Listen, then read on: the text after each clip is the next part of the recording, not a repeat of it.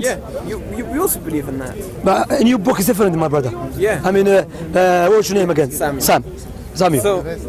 So what I'm trying to explain is how, if God knows the outcome of what you're gonna, how does free will work if God knows what you're gonna do? Okay.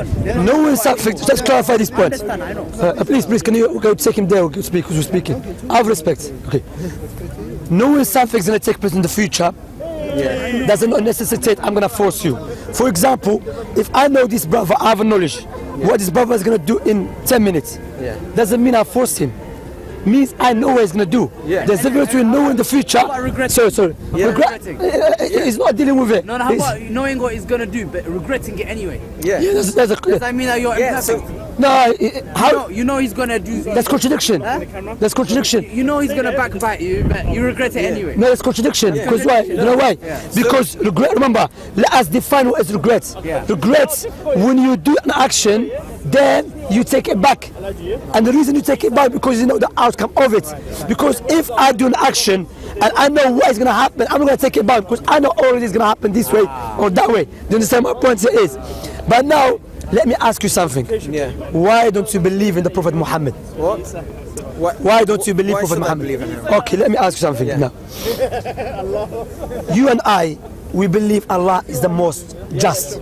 Yeah. Is the most just, yeah? Agreed. And now, someone who claims prophethood is either the biggest liar, Yeah. or is the most truthful person, Yeah. or the most deluded person. Yeah. He has to be free, these people, now. Okay.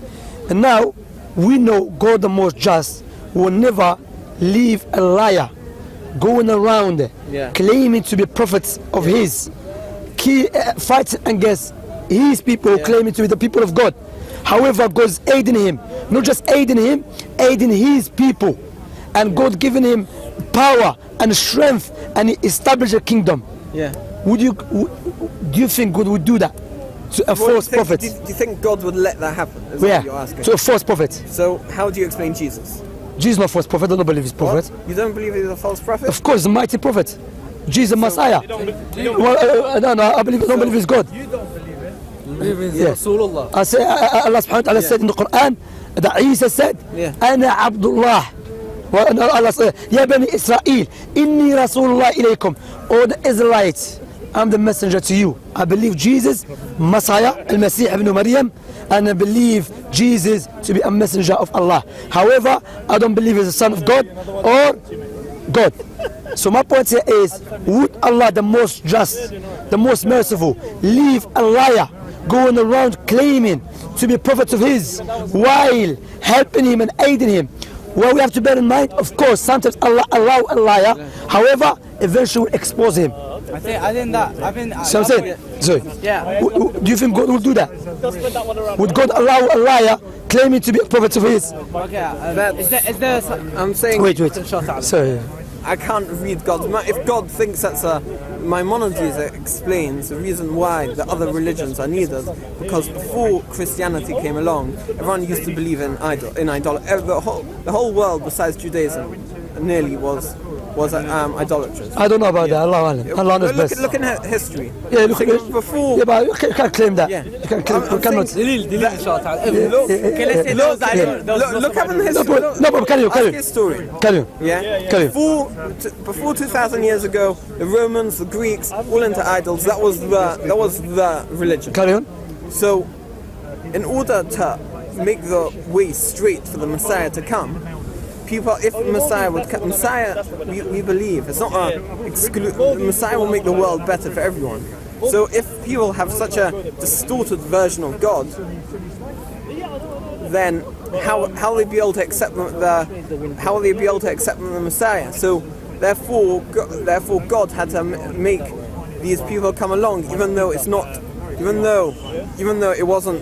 true, but the basis of it is true, that there's one God, in order to prepare the way for the Messiah.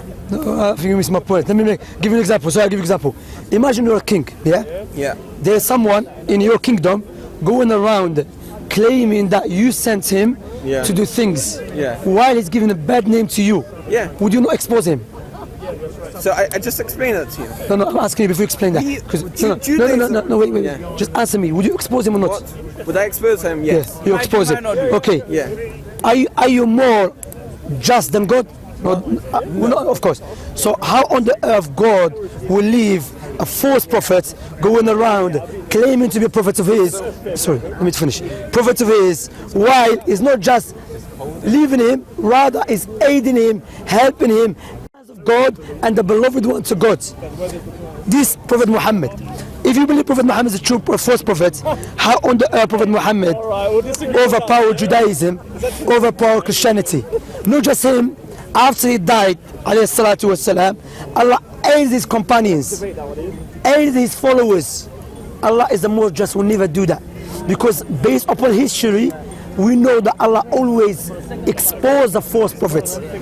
Allah always exposed him by showing the contradiction of his teaching, showing that, or expose him by giving him an evil death, or by humiliating him. No doubt about that. So Allah the most just will not this let happen, will not let this happen in his kingdom. Because if you're a king, if I'm a king or you're a king, if someone going around claiming that I sent him and he's doing evil stuff in my name, as people think, then I will expose him. What about the Aqsa al-Adl? What about Allah is the most just, Ar-Rahman, the most merciful? He will never let this happen. So I already answered your question. Can I just It's say, not How happening. did I not answer your question? What you can I just say one think? point? Go on, Can I just sorry. say one point? Go on. So we believe, all three of us believe that God is perfect. Yes? Yeah, but before we go, please, no, please. no, No, talk about Prophet Muhammad. Talk about Prophet Muhammad. Last one. Yeah, God go is on. perfect. Yeah. And did God give man free will? Yes, he did. Yeah. Yeah? Yeah. So if someone is doing Evil no actions. question is evil action. God, because he's perfect, Yeah. he cannot do anything. Meaning He he cannot do anything. Meaning it doesn't show deficiency, but it shows that he is true to his word. No. He gave man free will. No, I'm not talking about giving men free will. Yeah. I'm talking about. That's what I'm saying. No, I'm talking about. So if God is, how can God allow this to happen? That's what you're saying. Especially if the man is listen carefully. Especially if the man claiming he's doing it in his name. Because Prophet Muhammad sallallahu alaihi wasallam, when he came to the people, he said, Allah sent me. Okay. The God of Abraham and Moses and Jesus sent me to teach you. And he's telling the Jews and the Christians what you believe is incorrect. I'm saying, if any king, there is someone going around in his kingdom claiming that he sent him and he gave him this legislation, the king will expose him. What about the king of the kings, Malik al-Muluk? He will never happen. He's not going to stop it because let me make it. he's perfect. Of course. He's not going to stop it. No, I don't know about it. But anyway, let me make it more clear. Let me make it clearer. Let me say my point. Let me make it more clear to you. So let me Do make you it clear. understand my point? Do you know Isaiah 42? You mean 52? No, 42. 52. What does it say? Okay. Isaiah 42. Yeah, I understand your point. What's my point? You point out free will. No. And God is perfect, cannot stop it. I asked you, did God give man free will? Yes, he did. Yeah. If God gave man free will, if man says, okay, in the name of God, God gave me this, this, God cannot stop it. So you Whether it be false or true, so you think God will deceive people? no, God is not defeated. So why? He's perfect. So why God will not stop him if he's claiming Because the he's enemy? perfect. But same. No, rather from his Because he's perfect, he gave man free from will. his perfection Yeah. to expose the liar and Yeah. to aid the truthful. Not the vice versa. Clear cut, alhamdulillah. Did you say my point? No, I didn't understand your point, but- Let me make it clear. Let's okay, Isaiah 42. Yeah. He said the servant coming to glorify the Lord. The servant is coming to glorify the Lord. Who is the servant? I He don't said, know. I haven't seen the context. you have the Bible. Can you go to Isaiah 42? Please. If you could explain where Okay. So Isaiah 42 from 1 and you onward. where the territory is. Yeah. So he said, behold. Yeah? Let me get. But I would. Can you go? No. Isaiah 42, yeah? The point here is, this servant, there's few main points there, which give us clear indication. The servant who's coming to glorify the Lord is the Prophet Muhammad, by description, not by name, because description, as Imam Ibn al-Qayyim, may Allah have mercy upon him, one of the scholars that lived 800 years ago, he said description is more stronger than a name. Because if you just give a name, say, how do you know it's him? There's many Muhammad. But when you give description, clear cut. So he said, let the witness and its cities lift up the. No, Isaiah 42 ask for. Well, it's different Bible. No, that one's Spanish. Spanish, señorita. Senor, sorry. How you can prove it is Yeah, okay. Muhammad? Sorry, let's come to that. So he said, let the witness and its cities lift up their voice. The village that Qida inhabits, let the mountain of Sela. Let us focus on this. Servant was coming to glorify the Lord. God in Isaiah 42, this prophecy, specify a place, and that is the witness and city of Qida.